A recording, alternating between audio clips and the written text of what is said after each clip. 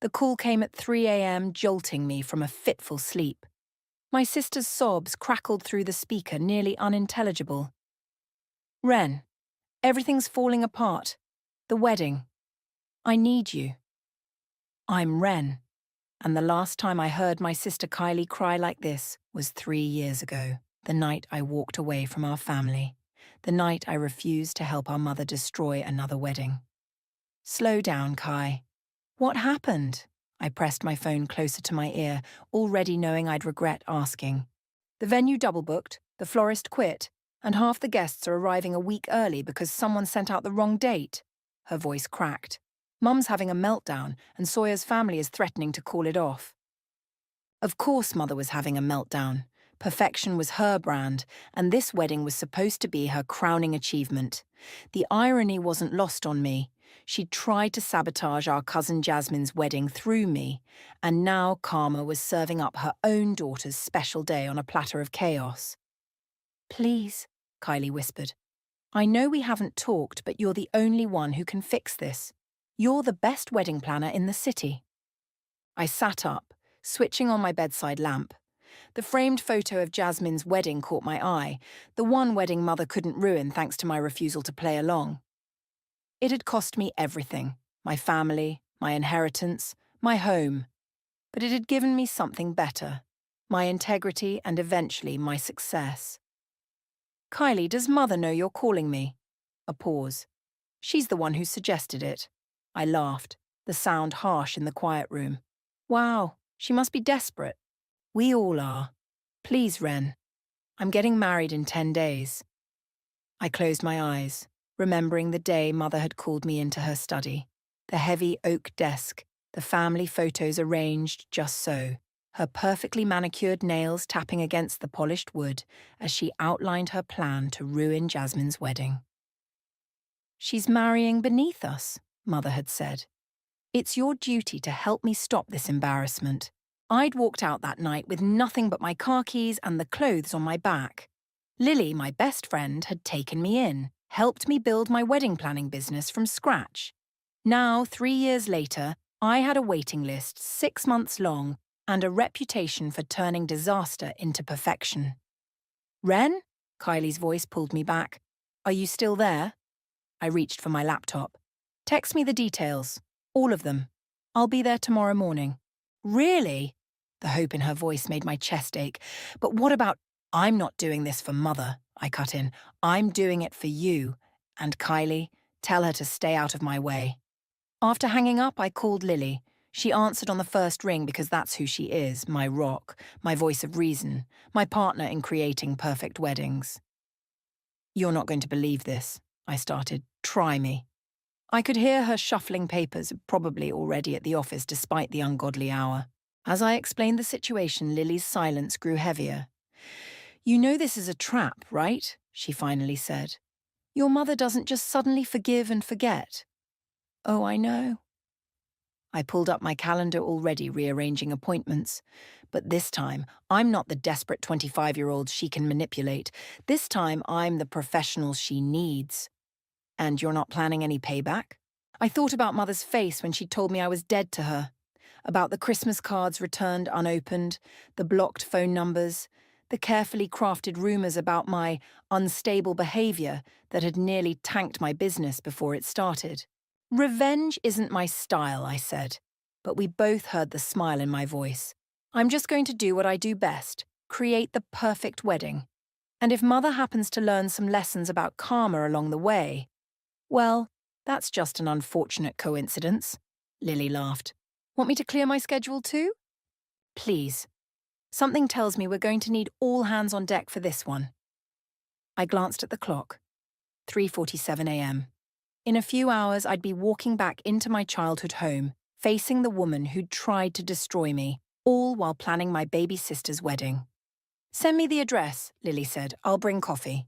As I hung up, my phone buzzed with Kylie's text. A novel of wedding details, each one worse than the last. I started making lists, my mind already solving problems, creating contingencies. Mother wanted my help? Fine. She was about to learn exactly what I was capable of. And this time, I'd be playing by my own rules. The familiar iron gates of my childhood home loomed before me, just as imposing as I remembered. Lily pulled up behind my car, 2 coffee cups balanced precariously in her hands as she approached. "Ready for this?" she asked, handing me one. Before I could answer, the front door burst open. Kylie flew down the steps, her designer pajamas wrinkled, her eyes red from crying. She stopped short of hugging me, uncertainty written across her face. "You came," she whispered. "I said I would." I gestured to Lily. "This is my assistant and best friend. She's the real miracle worker." The moment shattered as Mother's voice cut through the morning air. "Well, if it isn't the prodigal daughter." She stood in the doorway, perfectly coiffed despite the early hour. "I trust you've brought some solutions rather than more problems." "Nice to see you too, Mother." I strode past her into the house, Lily close behind. "Where's your office? We need to assess the damage." The house hadn't changed, still a museum of carefully curated family photos, though I noticed mine had all disappeared. Mother led us to her study, where papers covered her usually pristine desk. "The venue called last night," she said, her voice clipped. "They're claiming we confirmed for the 17th, not the 24th. I picked up the contract, scanning quickly. "Because you did. Look at the signature date." "Impossible. I would never—" "You signed this on March 3rd, the day of your charity luncheon." I pulled out my phone, showing her the social media post.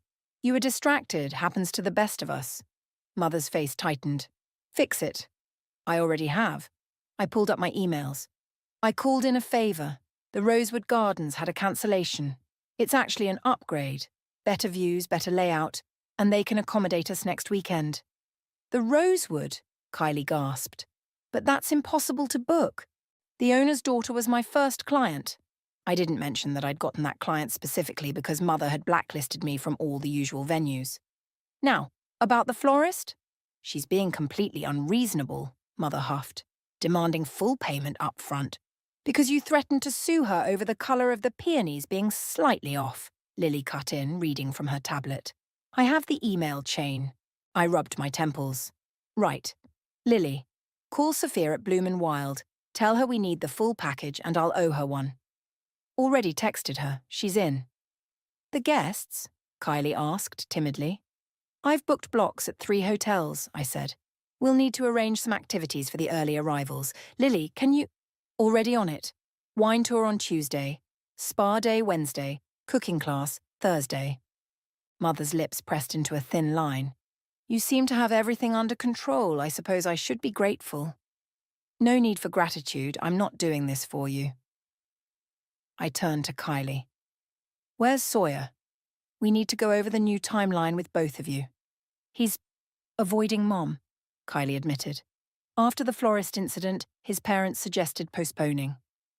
"No one is postponing anything," Mother snapped. "The grants may be new money, but they can't—" "Mother?" I cut in sharply. "Maybe take a break. Lily and I need to work." To my surprise, she left, though not without a pointed glare. As soon as the door closed, Kylie collapsed into a chair.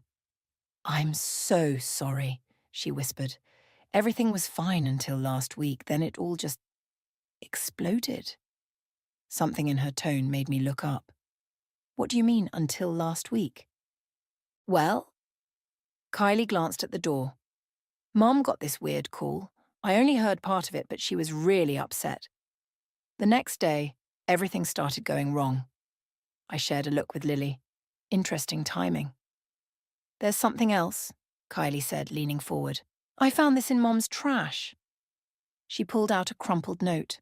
The handwriting was familiar. Too familiar. "Is that Ruby's handwriting?" I asked, remembering Mother's old friend who'd helped scheme against Jasmine's wedding. Kylie nodded. "It just says payment due and today's date." I pocketed the note, mind racing. "Kylie, I need you to tell me everything that happened after that phone call. Every detail." As she talked, pieces started falling into place. Mother's sudden desperation to hire me, the suspicious timing of the disasters. Ruby's note. "Lily," I said quietly, "add Ruby to your research list." "Already on it, boss." I turned back to Kylie, who was watching me with worried eyes. Don't worry, your wedding will be perfect. How can you be so sure? I smiled, thinking of the note in my pocket. Because this time, I know exactly what game Mother's playing.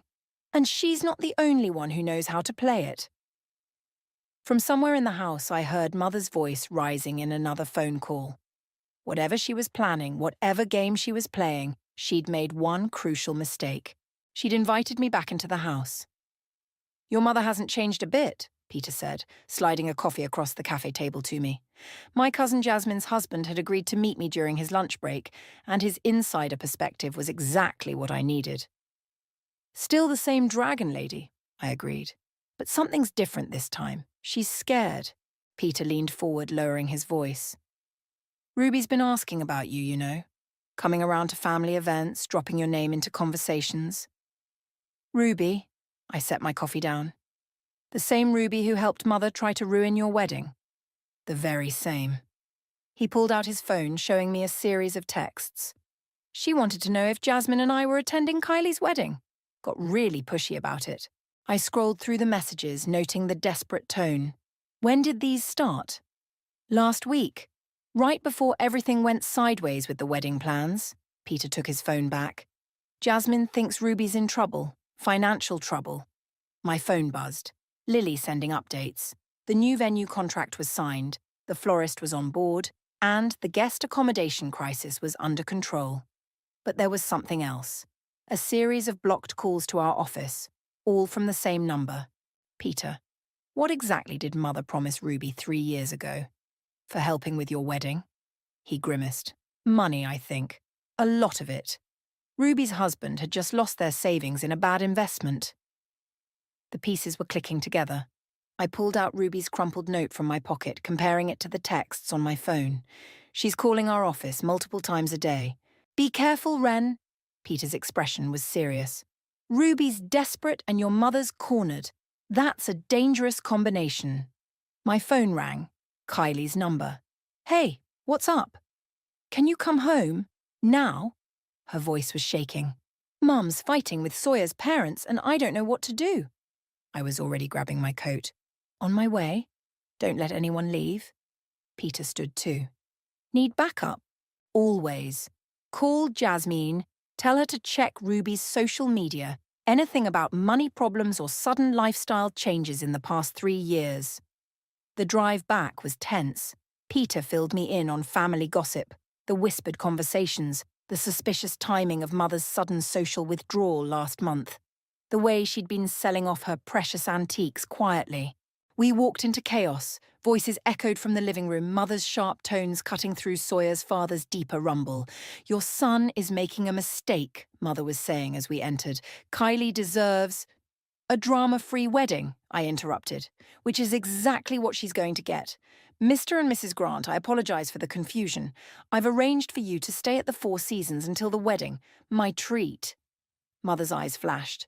Ren, you have no authority to... Actually, I do. I pulled out my tablet. Kylie hired me officially this morning. I have the signed contract right here.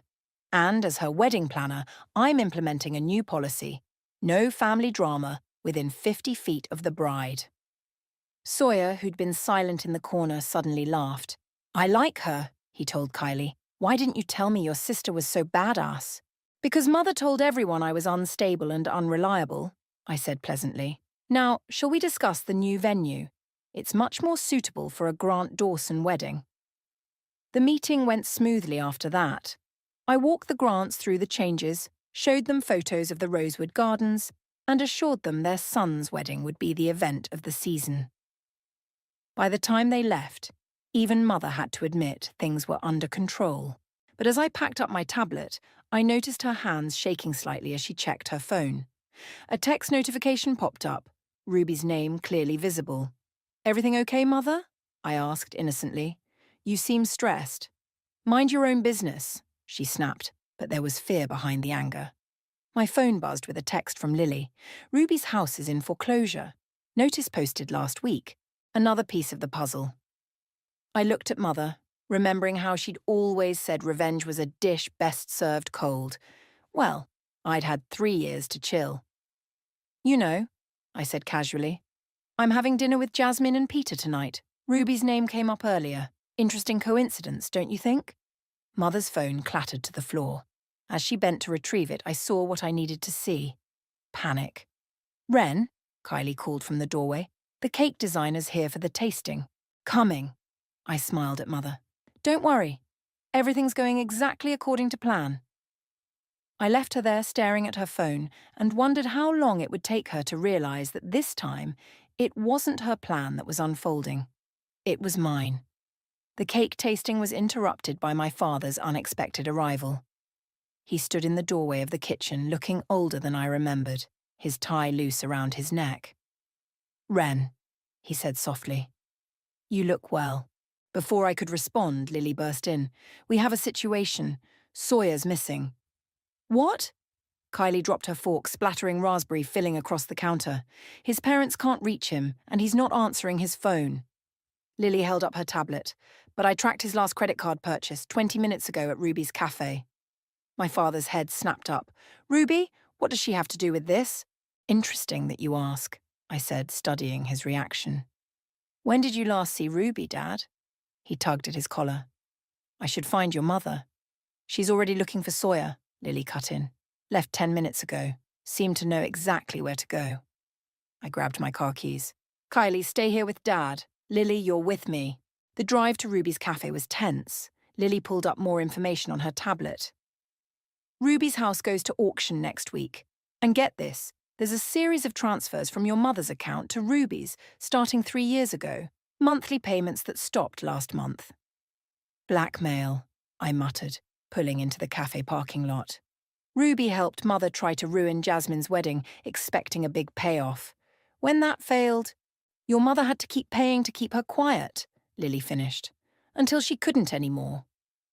We spotted Mother's car parked around back. Through the cafe window, I could see Sawyer sitting with Ruby, both looking intense. Mother stood nearby, her face pale. Call Peter, I told Lily.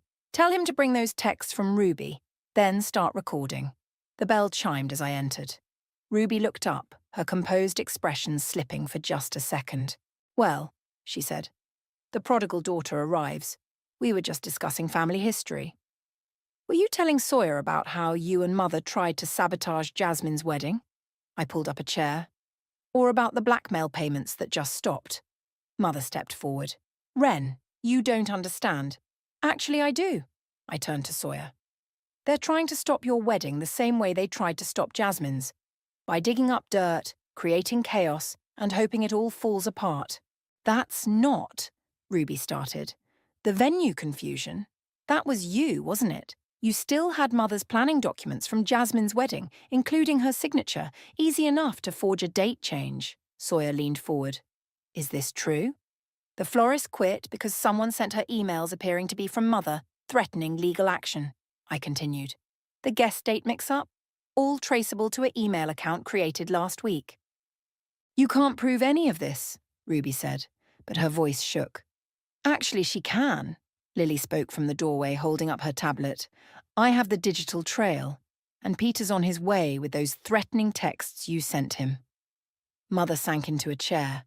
I had no choice. She was going to tell everyone. That you tried to ruin Jasmine's wedding? That you disowned me for refusing to help? I laughed. Go ahead, Ruby, tell everyone. I'm not afraid of the truth anymore. The payments were supposed to continue, Ruby hissed at Mother. We had a deal. Until you ran out of money, I said to Mother. That's why you've been selling your antiques. Why you needed this wedding to be perfect, to maintain the illusion of control. Sawyer stood up. I've heard enough. I'm calling Kylie. Wait, Mother pleaded. Please, I was only trying to protect the family name.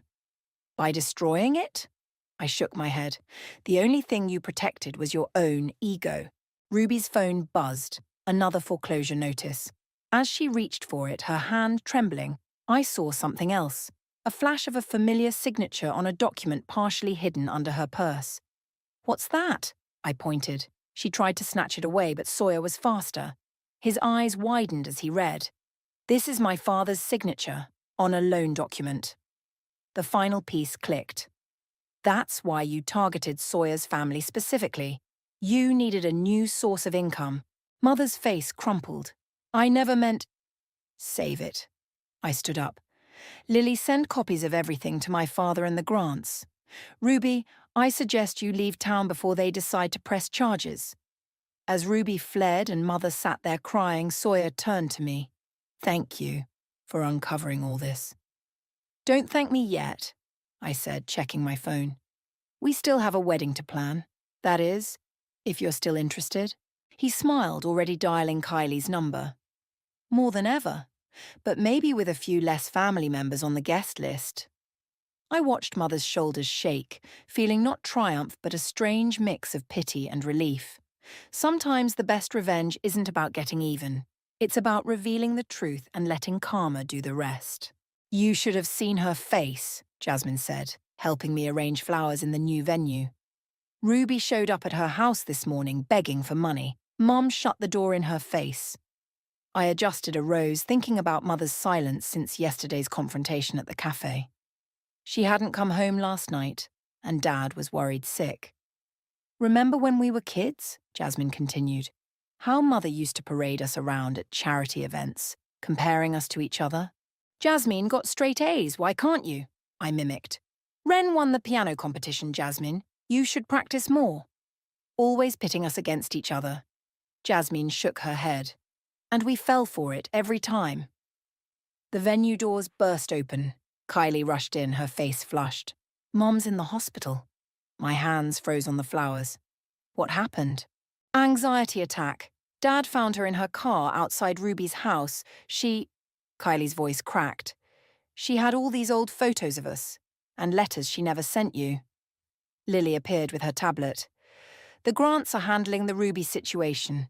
Apparently, she tried the same blackmail scheme with them this morning. They're pressing charges. I sat down heavily on a nearby chair.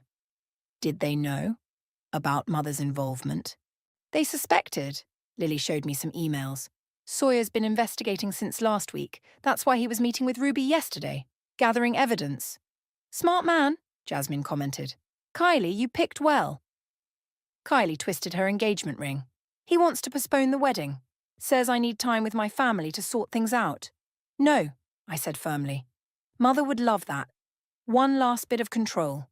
This wedding happens in 4 days, exactly as planned. But Mom, we'll have to face the consequences of her actions. I stood up, decision made. Lily, call the hospital. Tell them I'm coming to see my mother. The hospital room was quiet except for the steady beep of monitors. Mother looked small in the bed, her perfect makeup gone, her hair limp against the pillow. I wondered when you'd come, she said without opening her eyes. Why did you do it? I pulled up a chair. All of it. Jasmine's wedding, the blackmail, trying to ruin Kylie's wedding. She turned to look at me, eyes red-rimmed. I wanted the best for my girls, always the best. No, I corrected. You wanted control. There's a difference. When did you get so wise? A tear slid down her cheek. I've made such a mess of everything. Yes, you have. I took out my phone showing her the wedding plans. But Kylie's wedding is still happening. And you have a choice to make. What choice? You can check yourself out, show up and try to take control again. Or you can stay here, get help, and trust that your daughters know what they're doing. She was quiet for a long moment. The Grants must hate me. They're angry, I admitted. But Sawyer loves Kylie, and right now, that's all that matters. And you? Her voice was barely a whisper. Do you hate me? I thought about the past 3 years. The pain, the struggle, the triumph of building my own life. No, but I don't trust you either. That has to be earned back. My phone buzzed. Lily sending updates about the wedding preparations. Mother watched me read them, a strange expression on her face. You're good at this, she said. Better than I ever was. Because I care about making people happy, not controlling them. I stood up. The wedding's in 4 days. If you want to attend, you'll need to apologize to everyone involved. No excuses, no manipulations, just the truth. And if I can't? Then you'll miss your daughter's wedding, your choice. As I reached the door, she called out, the letters, the ones I never sent. Kylie told me. I paused. Save them. When you're ready. Really ready. We can talk about them. Back at the venue, I found Kylie and Sawyer dancing in the empty hall, practicing their first dance. Jasmine was filming them, while Lily directed the lighting tests. "How is she?" Kylie asked as I approached. "Getting what she needed all along, help." I watched Sawyer spin her gracefully. "You two ready for this?" They looked at each other, sharing a private smile. "More than ever," Sawyer said. "Nothing like a little family drama to make you sure about your choices." "Speaking of choices," Lily interrupted, "the minister needs to know if we're keeping the traditional vows or—" A text lit up my phone. A photo from Dad. Mother, sitting up in her hospital bed, writing what looked like letters. "The vows," I said, smiling at the photo, "should be about truth, forgiveness, and new beginnings. Because sometimes that's what karma looks like. Not just consequences, but chances to make things right." The morning of the wedding dawned clear and bright. I was already at the Rosewood Gardens by 6 a.m., directing the setup when my father's car pulled in. "She's here," he said quietly as he approached. "In the bridal suite. She wants to see Kylie." I checked my watch. "Is she ready to apologize?" "She spent all night practicing." He smiled weakly. Even wrote it down. "Lily," I called to my assistant, "take over here. I need to referee a mother-daughter reunion." The bridal suite was silent when I entered. Mother sat primly on the edge of a chair, a piece of paper trembling in her hands. She'd lost weight in the hospital, but her eyes were clearer than I'd seen them in years. "Kylie's on her way," I said. "Ground rules, no guilt trips, no manipulations, no drama. This is her day." "I know." Mother smoothed her paper. "I've been practicing with my therapist." A soft knock and Kylie entered in her robe, hair in curlers. She froze when she saw Mother. "Mom, should you be out of the hospital?"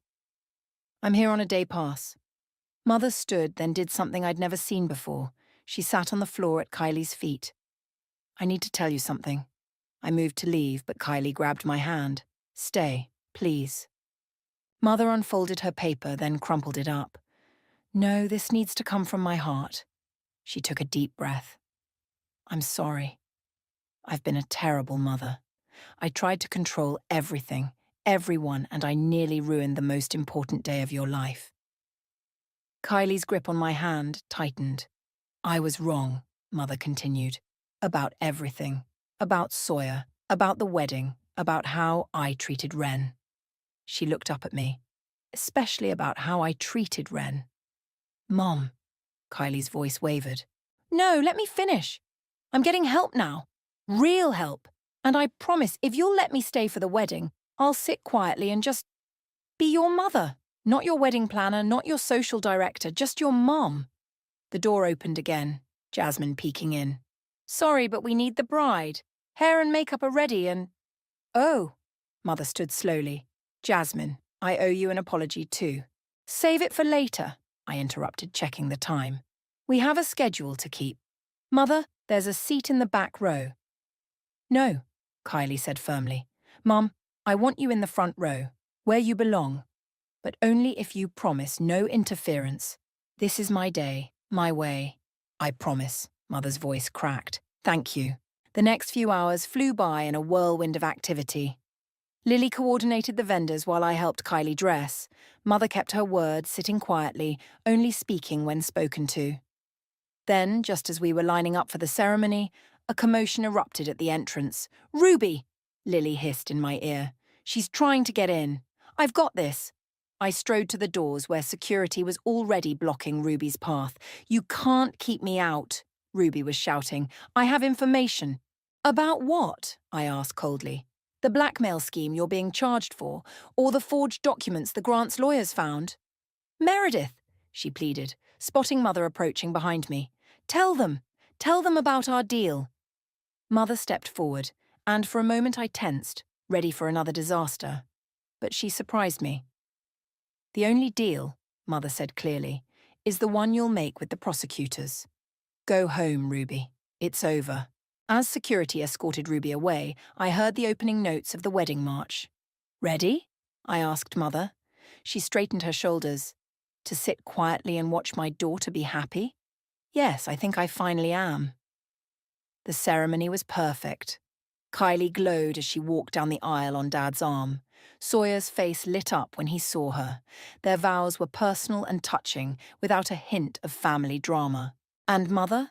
She sat in the front row, dabbing her eyes with a handkerchief, not trying to control a single thing. At the reception, I was checking the dinner service when Sawyer's father approached.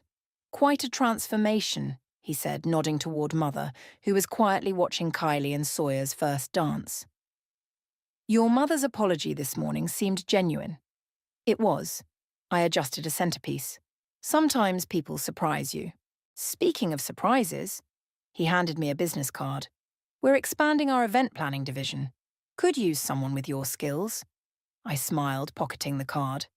"Thank you, but I'm happy where I am. Besides," I glanced at Mother again, "I think my family might need me around for a while." The music changed, and I watched as Sawyer led Kylie to where Mother sat. They exchanged words I couldn't hear. Then Kylie hugged her, real and genuine. Lily appeared at my elbow. "Everything's perfect. You can relax now." "Not quite yet." I picked up my champagne glass. "But for the first time in years, I think we're getting there." The reception was in full swing when Lily grabbed my arm. "We have a problem. There's a reporter from the society pages asking questions about Ruby." I set down my champagne. "Where?" "By the gift table.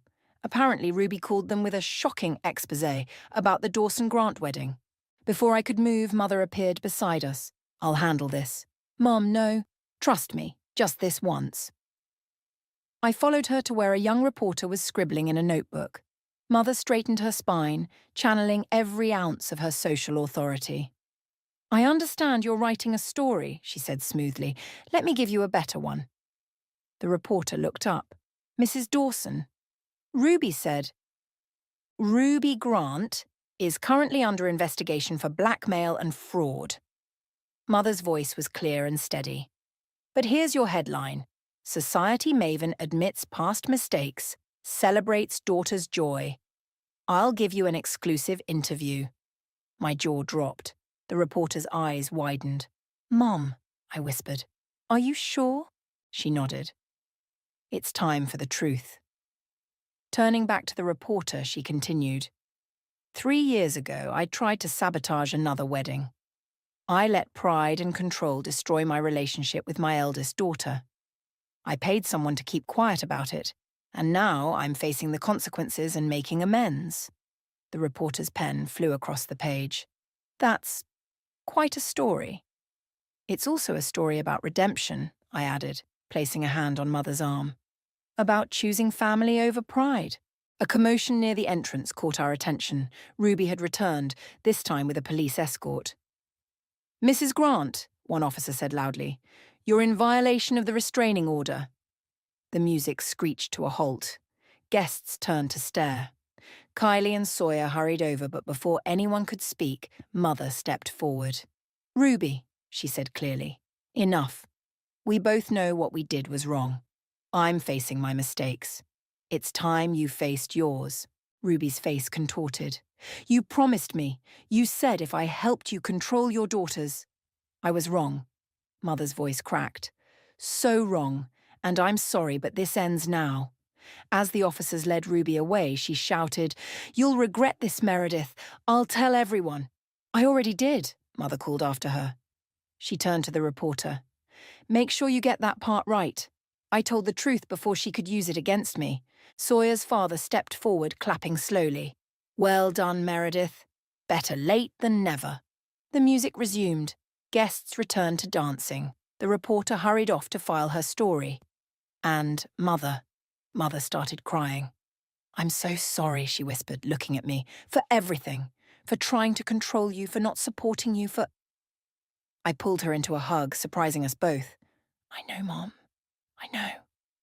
Kylie joined our hug, then Dad, then Jasmine. Even Sawyer wrapped his long arms around our family group. "Well," Lily said, wiping her eyes, "this is definitely going in my best weddings ever list." The rest of the reception passed in a blur of dancing, toasts, and genuine laughter. During the father-daughter dance, I watched Dad twirl Kylie while Mother sat beside me. You did an amazing job, she said softly. With the wedding. With everything. Thanks, Mom. I found your old business plan the other day. The one you showed me when you first wanted to be a wedding planner. I dismissed it completely. I remembered that day, her cutting words, her dismissal of my dreams. You did. I was wrong. You've built something beautiful. She hesitated.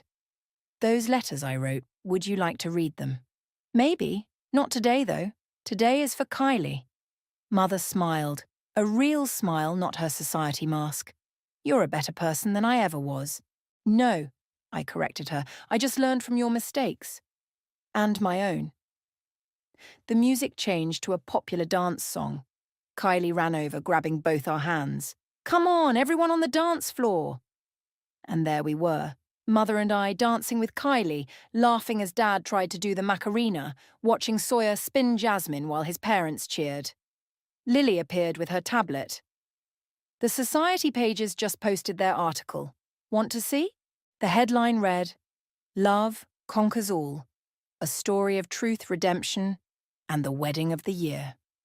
Perfect, I said, watching Mother dance with Kylie. Absolutely perfect. Because sometimes the best revenge isn't about getting even or proving you're right. Sometimes it's about being there when someone finally admits they were wrong and helping them find their way back to what really matters. Family, truth, love, and maybe, just maybe, a perfectly planned wedding. The morning after the wedding, I found Mother sitting in her garden reading the Society pages article on her tablet. The roses she'd always obsessed over were untended, wild and beautiful in their natural state. Coffee? I offered her a cup. Thank you. She set the tablet down. The article's gone viral. Ruby's been calling all morning. Let her. I settled into the adjacent chair. The truth was going to come out eventually. Your father's helping me pack for the rehabilitation centre. She traced the rim of her cup. 30 days of intensive therapy. I'll miss Kylie's honeymoon return. But you'll be here for everything else that comes after. A comfortable silence fell between us. The garden's morning shadows shifted as the sun rose higher, and somewhere a bird started singing. I found this while packing, Mother said, pulling an envelope from her pocket. Your first business card, the one you showed me when you announced you were becoming a wedding planner. I remembered designing it at Lily's kitchen table, full of hope and determination. Mother had torn it up in front of me. I kept one, she admitted, hidden in my jewellery box. Even when I was at my worst, trying to control everything, I kept it. The sound of car doors slamming interrupted us. Kylie and Sawyer emerged from their car, still in their travel clothes. You haven't left for your honeymoon yet? Mother asked as they approached. Changed our plans, Kylie said, settling onto the garden bench. We're postponing the Maldives trip. Why? I asked. Sawyer grinned. Because we've got a better idea. Mum, how would you like some visitors at the rehabilitation centre? Mother's hand trembled, spilling coffee. What? We checked with the centre, Kylie explained. They have family therapy sessions. We thought, maybe we could all use some healing. Together. All, Mother whispered. All, I confirmed, surprising myself. If you're willing to do the work, we're willing to be there. Tears spilled down Mother's cheeks. After everything I did, family is complicated, Sawyer said. My parents taught me that, but it's worth fighting for. The garden gate creaked, and Jasmine walked in with Peter and Lily. Hope we're not too early, Jasmine called. We brought breakfast. And paperwork, Lily added, waving a folder. Ruby's lawyer called. She's agreeing to a full confession in exchange for leniency. Mother straightened. Good. It's time we both faced consequences. Speaking of consequences, I pulled out my own envelope. I have something to show you, Mom. Inside was a business proposal. Plans for expanding my wedding planning business to include family counselling services for couples and their families. The grants are still interested in investing, I explained. But I'd like to offer you first refusal. Not for the money, but for the chance to help other families avoid our mistakes. A partnership, Mother's voice wavered. Eventually. After rehabilitation. After we've all done some healing. I met her eyes. What do you say? She looked around the garden, at Kylie and Sawyer holding hands, at Jasmine setting out breakfast with Peter, at Lily organising papers, at me offering a chance for redemption. I say, she took a deep breath, I say I'd like to earn that opportunity. Dad appeared in the doorway.